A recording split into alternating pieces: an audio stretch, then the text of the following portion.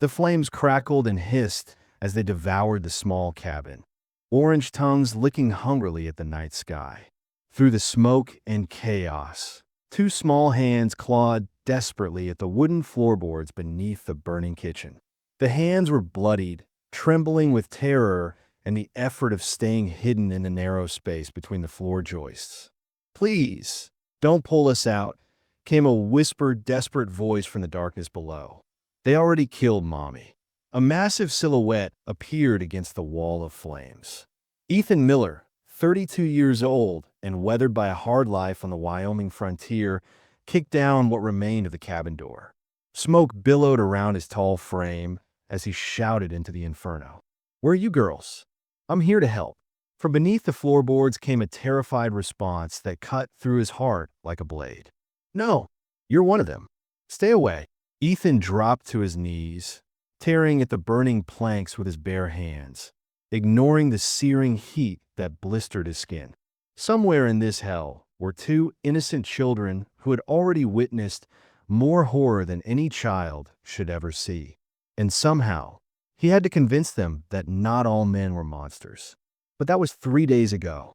3 days that had changed everything Ethan Miller thought he knew about justice, family, and how far a man would go to protect two little girls who had already lost everything that mattered to them.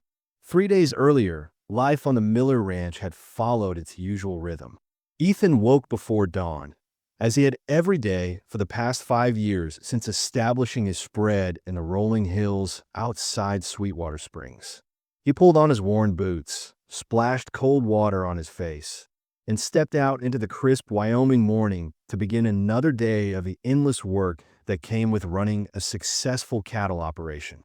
At 32, Ethan Miller was considered one of the most prosperous ranchers in the territory. His spread covered nearly 3,000 acres of prime grazing land, and his herd had grown to over 500 head of prime beef cattle. The ranch hands respected him, the townspeople trusted him, and his business dealings were known throughout the territory for their fairness and honesty. But success hadn't brought Ethan the satisfaction he had expected. The large ranch house he had built with his own hands felt empty most evenings. The silence that settled over the property after the workday ended was a constant reminder that he was essentially alone in the world. He had no family, few close friends, and no prospect for changing that situation.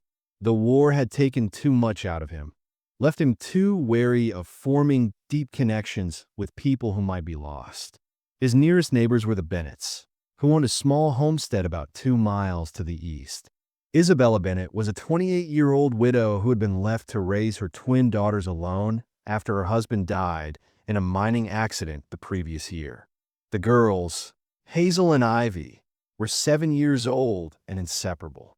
They had their mother's dark hair and serious brown eyes, and they possessed the kind of fierce loyalty to each other that only twins could understand. Ethan had made it his business to check on the Bennett family regularly, bringing supplies when he could, helping with repairs that were beyond Isabella's capabilities, and making sure they had enough firewood to last through the harsh Wyoming winters. It wasn't charity, exactly. Isabella Bennett was too proud to accept outright charity. Instead, Ethan had found ways to help that preserved her dignity. He would trade beef for vegetables from her garden, or exchange ranch work for her late husband's tools for fixing her roof or mending her fences. Isabella was grateful for Ethan's assistance, but she maintained a careful distance. She was an attractive woman with intelligent eyes and a quiet strength that had carried her through tremendous hardship. But she had made it clear that she wasn't looking for a husband or protector. She was determined to make her own way in the world and provide for her daughters through her own efforts. The twins, Hazel and Ivy, had initially been wary of the tall, quiet rancher who appeared at their cabin with increasing frequency. But Ethan had won them over gradually with small kindnesses. He brought them peppermint sticks from town, carved wooden animals for them to play with, and listened seriously to their chatter about their dolls and games and dreams. Hazel was the bolder of the two, quick to smile and ask questions. Ivy was more reserved, thoughtful, but equally intelligent. Both girls adored their mother and worked hard to help her with the endless chores that came with maintaining their small homestead. It was a peaceful arrangement that had worked well for everyone involved. Ethan got the satisfaction of helping neighbors in need. Isabella maintained her independence while ensuring her daughters were provided for, and the twins had gained a protective figure they could trust. The situation might have continued indefinitely if Maxwell Drake hadn't arrived in Sweetwater Springs with his grand plans and his complete lack of regard for the people who stood in his way. Drake was a man in his 50s with silver hair, expensive clothes, and the kind of smooth confidence that came from a lifetime of getting what he wanted through a combination of money, influence, and intimidation. He represented a consortium of investors from back east who were buying up land along the projected route of a new railroad line that would eventually connect Cheyenne to the mining regions further north. The Bennett homestead sat directly in the path of the proposed rail depot, making it extremely valuable to Drake's investors. The fact that it was currently owned by a widowed mother with 2 small children was merely an inconvenience to be overcome through whatever means proved necessary. When Drake first approached Isabella with an offer to purchase her land, he was polite and reasonable. The price he offered was fair, perhaps even generous. But Isabella had refused without hesitation. The homestead was all she had left of her husband, the only security she could provide for her daughters. She wasn't interested in selling at any price. Drake had left that first meeting with a pleasant smile and a promise to return with a better offer. But Ethan, who had been present during the conversation, had seen something in the man's eyes that worried him. There was a coldness there, a calculation that suggested Drake was already planning his next move. Be careful around that man, Ethan had warned Isabella after Drake departed. Men like him don't take no for an answer easily. Isabella had squared her shoulders with the stubborn determination that Ethan had come to admire. Let him try to force me out, she had replied. This land belongs to my daughters, and I won't let anyone take it from them.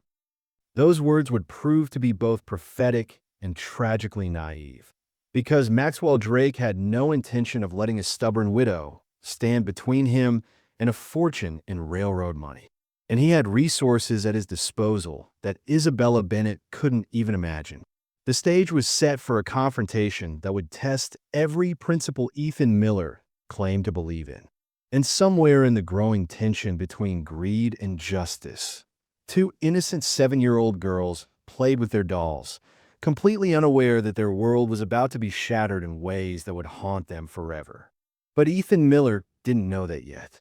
Not as he watched Drake's carriage disappear down the dusty road, leaving behind only the faint scent of expensive tobacco and the growing certainty that trouble was coming to Sweetwater Springs whether anyone wanted it or not. Maxwell Drake didn't waste time with second offers. Within a week of Isabella Bennett's refusal, strange things began happening around the small homestead. The vegetable garden that Isabella tended so carefully was trampled in the night. Fence posts were cut, allowing her few cattle to wander onto neighboring property. Most disturbing of all, someone had thrown something foul into her well, making the water undrinkable. Hazel and Ivy Bennett woke one morning to find their mother crying quietly as she stared at the ruined garden that had been their primary source of food for the coming winter. The 7-year-old twins had never seen their mother cry before, and the sight terrified them more than any monster from their bedtime stories. "What happened, Mama?" Hazel asked, the bolder of the 2 sisters always ready to face problems head-on. Ivy simply clung to her mother's skirt, her dark eyes wide with confusion and fear. "Some bad men came during the night," Isabella explained, wiping her tears and forcing a smile for her daughters. "But we're going to be fine. We'll plant a new garden in the spring." But even as she spoke the reassuring words, Isabella knew that this was only the beginning. The men who had done this weren't going to stop with vegetables and fence posts. They wanted her gone, and they were willing to escalate their methods until she gave them what they wanted. When Ethan Miller arrived later that morning with supplies from town, he took one look at the destruction and felt rage building in his chest. He walked the perimeter of the property, reading the signs that most people would have missed. Multiple horses, probably 6 or 7 riders. They had worked systematically, destroying just enough to send a message without doing permanent damage. This wasn't random vandalism. It was calculated intimidation. Who did this? Ethan asked Isabella as she prepared coffee with the clean water he had brought from his own well. I think we both know, she replied quietly, glancing toward the twins who were playing with wooden dolls on the cabin floor. Mr. Drake made it clear he wasn't giving up easily. Ethan's jaw tightened. Have you talked to Sheriff Caleb Brooks? Isabella's laugh was bitter. I tried. He said there was no proof of wrongdoing, that probably some drifters were responsible. He suggested it might be best if I reconsidered Mr. Drake's generous offer before worse things happened. The implications of a sheriff's response weren't lost on Ethan. Caleb Brooks had always been a weak man, more interested in avoiding trouble than enforcing justice. If Drake had enough influence to make the sheriff look the other way, then Isabella was in more danger than she realized. Pack some things, Ethan said suddenly. You and the girls can stay at my ranch until this settles down. Absolutely not. Isabella's response was immediate and firm. I won't be driven from my home by bullies and criminals. This land belongs to my daughters, and I won't teach them to run away from fights.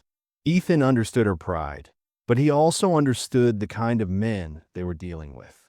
He had seen their type before, during the war and in the lawless years that followed. Men who viewed other people's lives as obstacles to be removed by whatever means necessary. As he looked at Hazel and Ivy playing innocently on the floor, Ethan felt something twist in his chest. These children had already lost their father. They deserved to grow up safe and protected, not living in fear of men who saw them as nothing more than inconveniences. That night, alone in his ranch house, Ethan found himself remembering things he had spent years trying to forget. His own family's small farm in Ohio, where he had been raised by parents who worked from dawn to dusk to scratch out a living from rocky soil. The farm that had been taken from them during the chaos of Reconstruction, when corrupt officials and carpetbaggers had used legal manipulation to steal land from families who couldn't afford to fight back in court. His father had tried to resist, had spent their last savings on a lawyer who proved to be in the pocket of the men who wanted their land. When the legal theft was complete, Ethan's parents had been forced to work as sharecroppers on land that had been theirs for 2 generations. The humiliation and despair had broken his father's spirit and his mother's health. They had both died within 2 years, worn down by poverty and the crushing weight of injustice.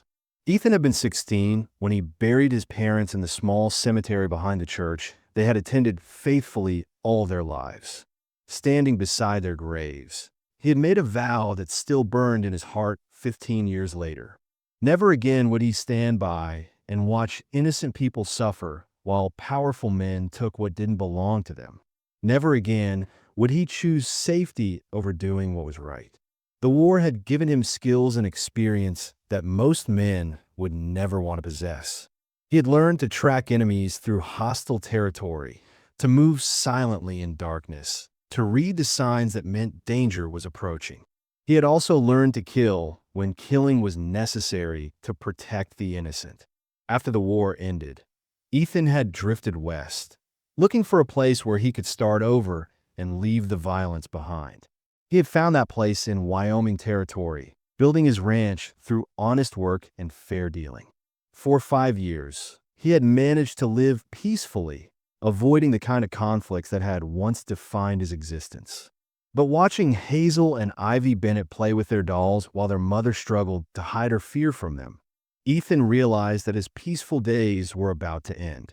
Some fights couldn't be avoided, no matter how much a man wanted to leave his violent past behind. The next morning, Ethan rode into Sweetwater Springs to visit Sheriff Caleb Brooks. The conversation confirmed his worst suspicions about the level of corruption they were facing. Look, Ethan, Brooks said, leaning back in his chair with the casual attitude of a man who had already decided which side he was on. Mrs. Bennett is a nice lady, but she's being unreasonable. Mr. Drake is offering good money for that land, more than it's really worth. She should take the deal and move somewhere safer. Safer. Ethan's voice was dangerously quiet. Are you saying it's not safe for a widow and her children to live on their own property? Brooks shifted uncomfortably. I'm saying that bad things sometimes happen to folks who don't know when to be practical. Mrs. Bennett has two little girls to think about. Wouldn't want anything unfortunate to happen to them. The threat was barely disguised, and Ethan felt his hands clench into fists. Caleb, are you telling me you won't investigate criminal destruction of private property? I'm telling you that I haven't seen any evidence of criminal activity, Brooks replied. And I'd advise you to be careful about making accusations you can't prove. Mr. Drake has important friends, Ethan. Friends who might not appreciate troublemakers. Ethan left the sheriff's office with a cold certainty settling in his stomach. The corruption ran deeper than he had hoped, and Isabella Bennett was facing enemies with more power and fewer scruples than she realized.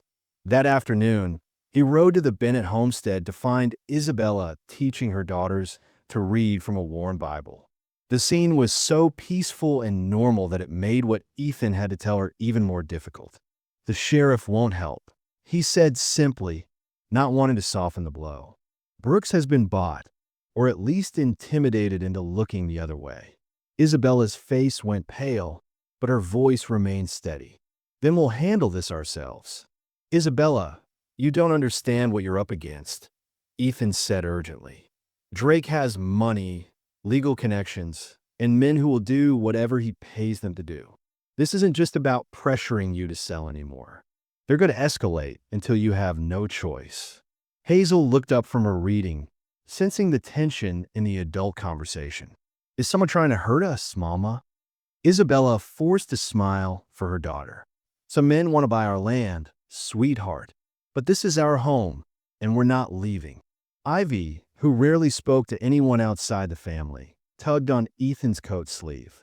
When he knelt down to her level, she whispered, "Are you going to help us stay safe?" The trust in her young voice nearly broke Ethan's heart. These children had already lost their father. They deserved to feel secure in their own home, not to live in fear of men who saw them as obstacles to profit. Yes, Ethan promised, looking into Ivy's serious brown eyes. I'm going to help you stay safe. It was a promise that would cost him more than he could imagine.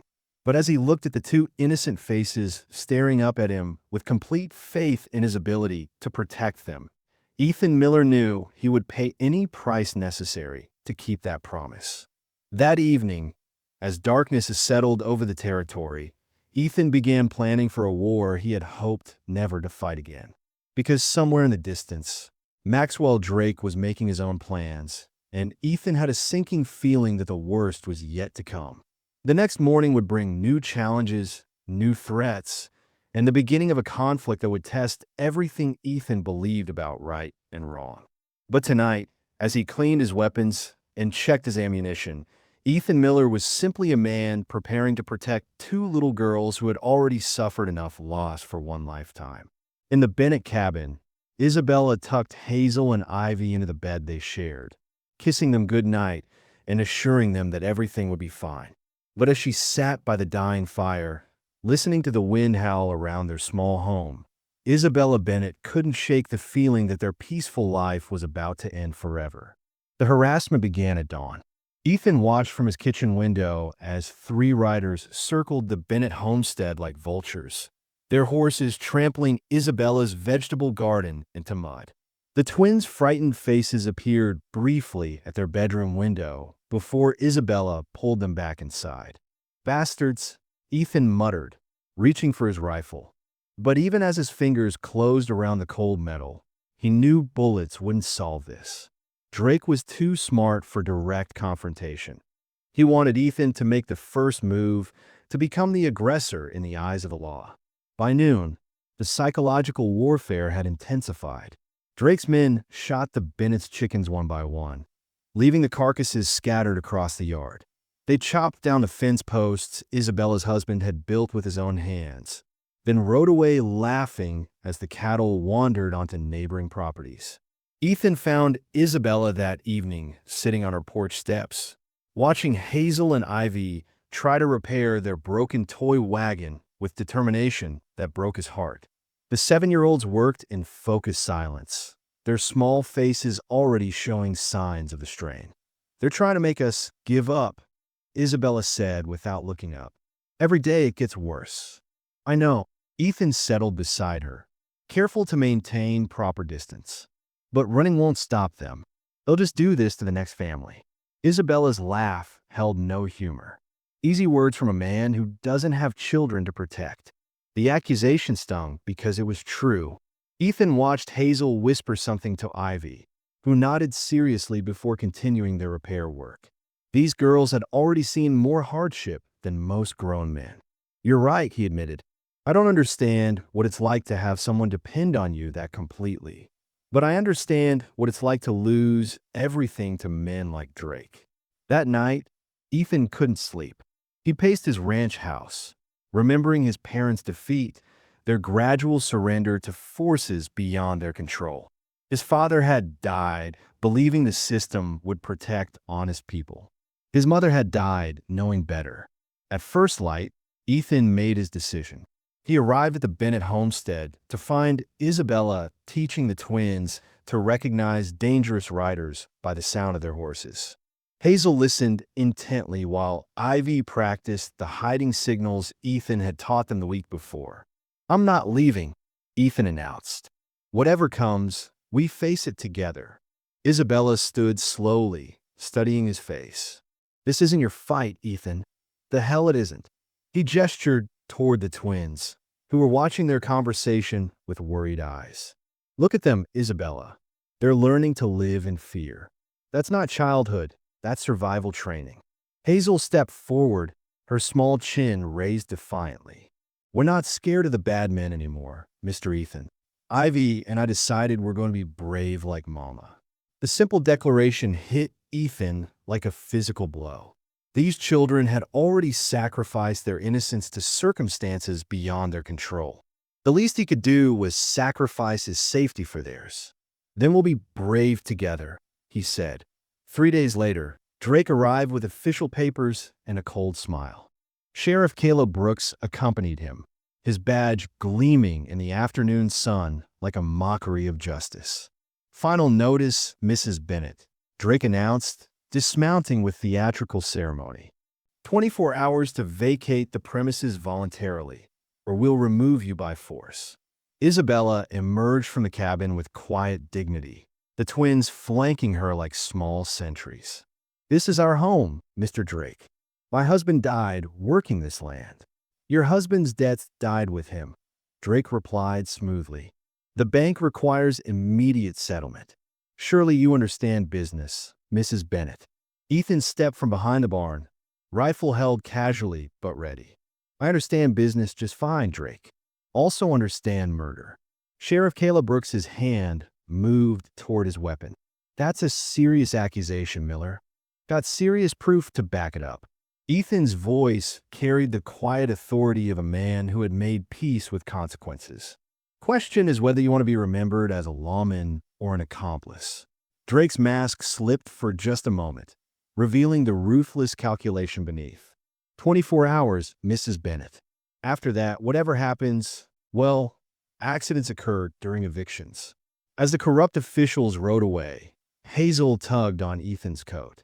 "Are they really going to make us leave, Mr. Ethan?" Ethan knelt to her level, meeting her worried gaze directly. "Not if I have anything to say about it, little one." Ivy, who rarely spoke to anyone except Hazel, surprised everyone by stepping forward. "Will you promise?" she whispered. The weight of that question settled on Ethan's shoulders like a physical burden. Two little girls who had already lost their father were asking him to promise they wouldn't lose everything else.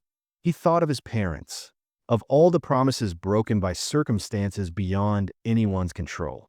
But looking into Ivy's trusting eyes, Ethan knew he would keep this promise or die trying.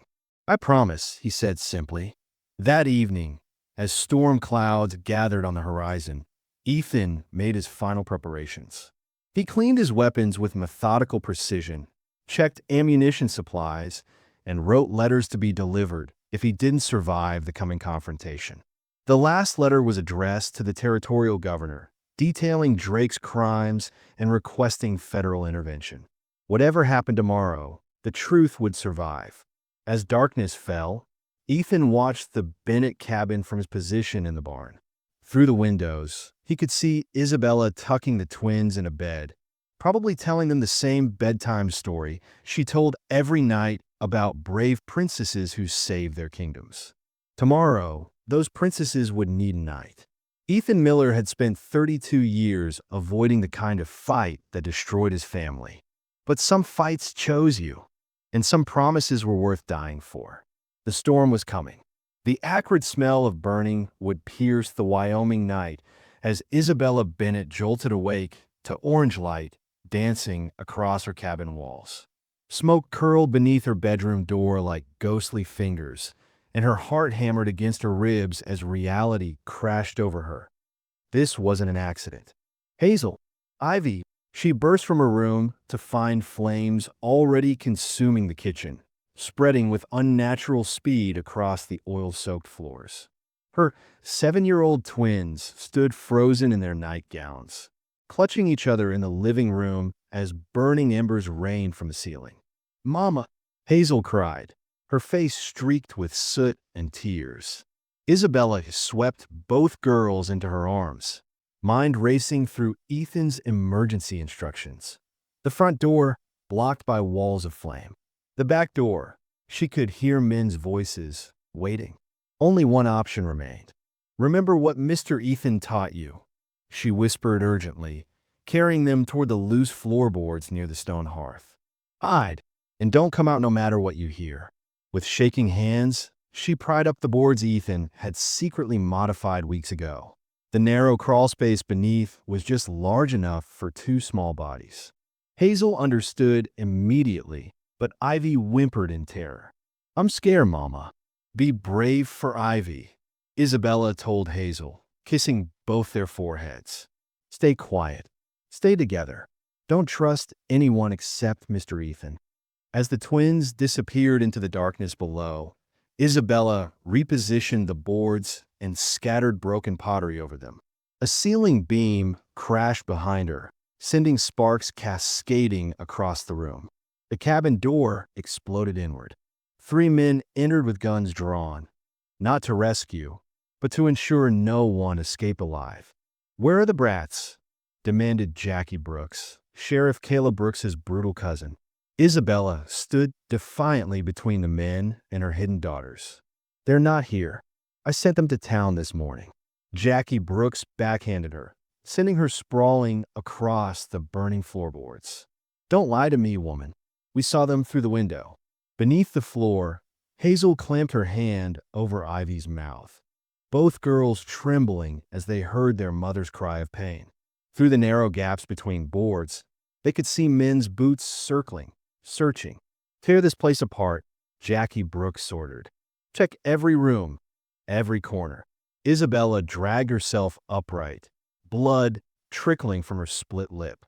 "You'll burn in hell for this, Brooks. All of you." "Maybe so," he sneered, "but you'll burn first." The gunshot echoed through the cabin like thunder. Isabella Bennett crumpled beside the very floorboards where her daughters lay hidden, her hand falling inches from their terrified faces. "Mama," Ivy whispered, so quietly only Hazel could hear. Hazel bit her own hand to keep from screaming, watching her mother's blood seep between the wooden planks. "Find those girls," Jackie Brooks barked. "Drake wants no witnesses." As the men ransacked the burning cabin, kicking aside furniture and pulling down curtains, the twins pressed themselves deeper into the crawl space. The heat intensified, smoke filling their small sanctuary. Hazel wrapped her arms around Ivy, becoming shield and protector. Hoofbeats thundered outside. Ethan Miller had seen the flames from 3 miles away, riding hell-bent across the prairie with his heart in his throat. He dismounted at full gallop, charging into the inferno without hesitation. "Isabella, girls!" His voice boomed through the crackling flames. Jackie Brooks and his men had already fled through the back, assuming their work complete. Ethan stumbled through smoke-filled rooms, searching desperately as burning debris fell around him. "Where are you girls? I'm here to help." Beneath the floorboards, the twins heard Ethan's voice, but terror overwhelmed reason. Ivy began to sob, muffled against Hazel's shoulder. "No!" Hazel whispered fiercely into the darkness above. "You're one of them. Stay away." Ethan paused, recognizing Hazel's voice. Following the sound, he found the disturbed floorboards and began pulling them away. Two pairs of frightened eyes stared up at him through the smoke. "Please, don't pull us out," Hazel pleaded, voice breaking. "They already killed Mommy." "I know, sweetheart," Ethan said gently, despite his own rage burning hotter than the flames around them. "But I'm getting you both out of here." "Are you really, Mr. Ethan?" Ivy whispered, her first words since the attack began. "It's me, Ivy girl. I'm taking you home." As he lifted them from their hiding place, both girls saw their mother's still form near the hearth. Hazel turned Ivy's face away, but the image was already burned into their memory forever. Ethan wrapped the twins in his coat, shielding them from the worst of the smoke and flames. As they stumbled toward the door, a burning rafter crashed where they'd been standing moments before. Outside, silhouettes on horseback watched from the ridge, Drake's men ensuring their message was clear. Ethan held the twins tighter, feeling their small bodies shaking against his chest. "We're going to my ranch," he murmured into their soot-stained hair. "You're safe now." But even as he spoke the words, Ethan knew the real fight was just beginning. Drake had crossed a line tonight that could never be uncrossed. Two innocent children had watched their mother murdered, their home destroyed, their world shattered. As they rode away from the burning cabin, Hazel looked back once at the flames consuming everything she'd ever known. Then she buried her face against Ethan's shoulder and made a silent vow. She would never forget who did this to them. Behind them, the Bennett homestead collapsed in a shower of sparks that lit up the prairie sky like falling stars. Isabella Bennett was gone, but her daughters lived, and Ethan Miller would make sure they stayed that way, no matter what it cost him. The war for their survival had only just begun. 3 days after the fire, Ethan's ranch house had transformed into a fortress of grief and determination. Hazel sat rigidly at the kitchen table, her small fists clenched as she watched every door and window. Ivy hadn't spoken since that terrible night, communicating only through desperate glances at her twin sister. Doc Samuel Wright finished examining the girls, his weathered face grim. Physically, they're healing well, but their minds. He shook his head. Hazel's protecting Ivy like a mother bear, and Ivy's gone somewhere inside herself where the pain can't reach. Ethan knelt beside their chairs, his voice gentle but firm. "Girls, I need you to know something. You're safe here. No one will ever hurt you again." Hazel's eyes flashed with premature wisdom. "You can't promise that. The bad men are still out there. Then we're going to stop them," Ethan declared. "But I need your help." That afternoon, Federal Marshal James Carter arrived from Cheyenne, summoned by Ethan's urgent telegram. A tall man with steel-gray eyes, Carter had built his reputation cleaning up territorial corruption. "Mr. Miller," Carter said, studying the twins with careful compassion, "these children witnessed a murder. Their testimony could bring down Drake's entire operation. They're traumatized." Ethan protested. "I won't put them through. I want to tell," Hazel interrupted, surprising everyone. "I want the bad men to go to jail forever." Ivy remained silent, but she nodded fiercely, gripping Hazel's hand. Over the following days, Ethan's ranch became the center of a growing rebellion against Drake's corruption. Neighbors arrived with evidence they'd been too frightened to reveal before. Forged documents, witness accounts of intimidation, financial records showing the bribery network that had infected the territory's legal system. James Reed, whose farm Drake had stolen 2 years prior, brought a strong box of incriminating letters. "I've been waiting for someone brave enough to stand up to him," he told Ethan. Isabella Bennett's courage gave us all backbone. Meanwhile, Drake struck back with vicious efficiency. He filed kidnapping charges against Ethan, claiming the rancher had abducted the Bennett twins for his own twisted purposes. The corrupt Judge Walsh issued an arrest warrant, but Marshal Carter intervened with federal authority. "Not in my jurisdiction," Carter told the furious sheriff. "These children are under federal protection as witnesses to a territorial crime." As the evidence mounted, Ethan discovered the true scope of Drake's schemes. The railroad land grab was just one tentacle of a massive corruption network stretching from Wyoming to Washington, D.C. Dozens of families had lost their homes, their livelihoods, even their lives to feed Drake's greed. The twins' slow healing became intertwined with the fight for justice. Hazel began talking about that terrible night, her testimony precise and devastating. "The mean man with the star on his shirt shot Mama," she told Marshal Carter, pointing at Sheriff Caleb Brooks. "Then they looked for us, but Mr. Ethan made the hiding place good." Ivy's breakthrough came unexpectedly. During a quiet evening by the fireplace, she suddenly spoke. "Mama said to be brave for Hazel, but Hazel's being brave for me too." Ethan's heart swelled as he gathered both girls close. "You're both the bravest people I know." The federal investigation accelerated as more victims found courage to speak. Railroad executives, desperate to distance themselves from the scandal, provided internal documents proving they'd never authorized Drake's violent methods. The territorial governor, facing pressure from Washington, publicly condemned the corruption and promised swift justice. But Drake wasn't finished. Learning of the federal investigation, he planned one final desperate gambit: eliminate the key witnesses and flee to Mexico with his stolen wealth. He's got nothing left to lose now. Marshal Carter warned Ethan, "Desperate men do desperate things." That night, Ethan positioned his most trusted ranch hands around the property while he sat vigil in the twins' room. Hazel and Ivy slept fitfully, their small bodies still jerking awake at unexpected sounds. Near midnight, Ethan heard the soft whinny of horses approaching through the darkness. Drake had come personally for this final confrontation, bringing a dozen hired killers for what he intended to be a massacre. Ethan checked his rifle and kissed both sleeping girls' foreheads. In 3 days, their formal testimony would seal Drake's fate. Tonight, Ethan had to keep them alive long enough to see justice served. As shadows moved across the moonlit yard, Ethan stepped onto his porch with grim determination.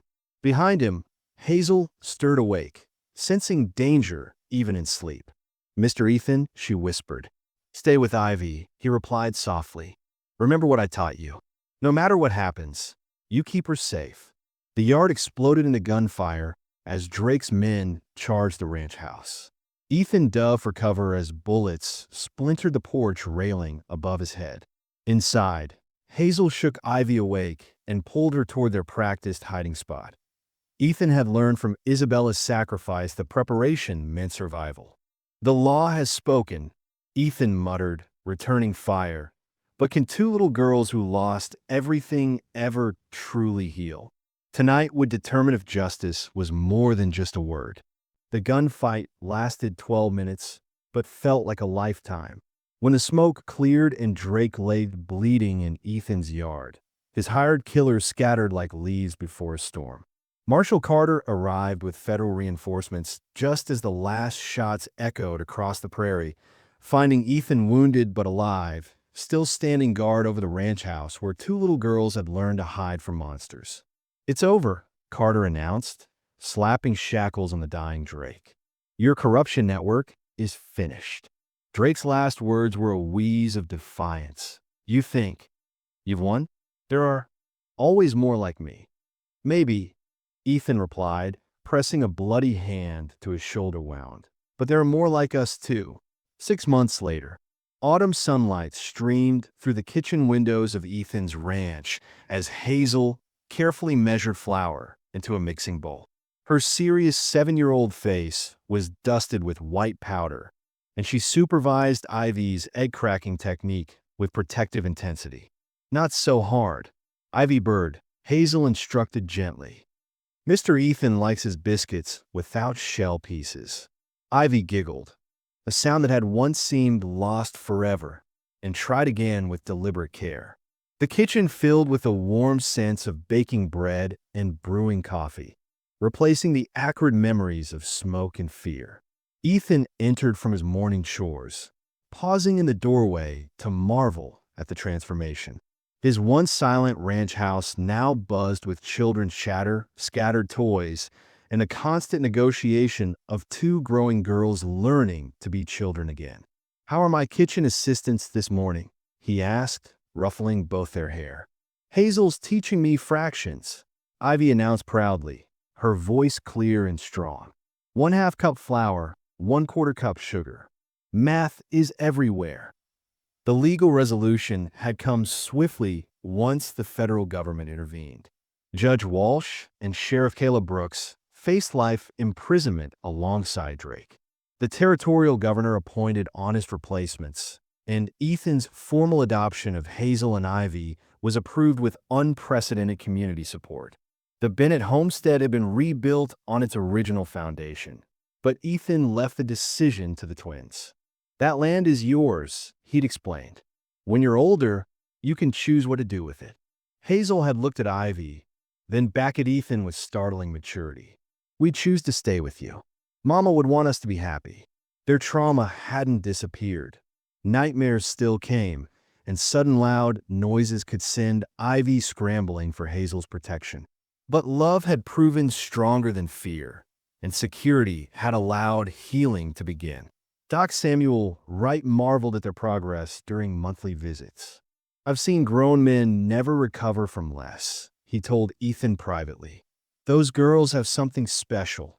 They've got each other, and they've got you." The community celebration came on the anniversary of Isabella's death, transforming a day of mourning into one of hope. The entire town gathered at the rebuilt Bennett homestead, now a memorial garden where Isabella was buried beneath a spreading oak tree. Hazel and Ivy placed wildflowers on her mother's grave, while Ethan stood respectfully back, allowing them their private moment of remembrance. "Mama, we're okay now," Hazel whispered to the headstone. "Mr. Ethan takes care of us, and Ivy talks all the time now. Sometimes she talks too much." Ivy giggled and elbowed her sister playfully. "Mama, Hazel thinks she's the boss of everything, but Mr. Ethan says we're both bosses of him." Ethan smiled despite the tears in his eyes. These girls had taught him that family wasn't about blood or obligation. It was about showing up when everything fell apart and choosing to rebuild something beautiful from the ashes. That evening, back at the ranch, Ethan found both girls on the porch swing, watching the sunset paint the Wyoming sky in brilliant oranges and purples. He settled between them, and they automatically snuggled against his sides. "Mr. Ethan?" Hazel asked thoughtfully. "Do you think Mama can see us being happy?" "I think she sees everything," Ethan replied. "And I think she's proud of how brave and kind you've both become." "Will you always be our papa?" Ivy asked, using the word that had gradually replaced Mr. Ethan in their daily conversations. "Always," Ethan promised, his arms tightening around them. "Nothing in this world could make me let you go." As the stars emerged overhead, Ethan reflected on the strange turns life could take. He'd been a lonely rancher, set in his solitary ways, content with his cattle and his quiet existence. Now he couldn't imagine life without morning giggles, bedtime stories, and the constant negotiations of raising two remarkable little girls. The railroad had built their depot 20 miles south, leaving the Bennett land in peace. The corruption network was dismantled, honest officials restored public trust, and the Wyoming Territory was becoming the kind of place where families could build futures without fear. Ethan had saved Hazel and Ivy that terrible night, but in truth, they had saved him too, from loneliness, from cynicism, from a half-lived life without purpose or joy. "Papa," Hazel murmured sleepily against his shoulder. "Yes, sweetheart." We love you. I love you both too, Ethan whispered back. More than all the stars in the Wyoming sky. As he carried both girls inside for the night, Ethan knew that sometimes the family you're meant to have isn't the one you're born into. It's the one worth fighting for.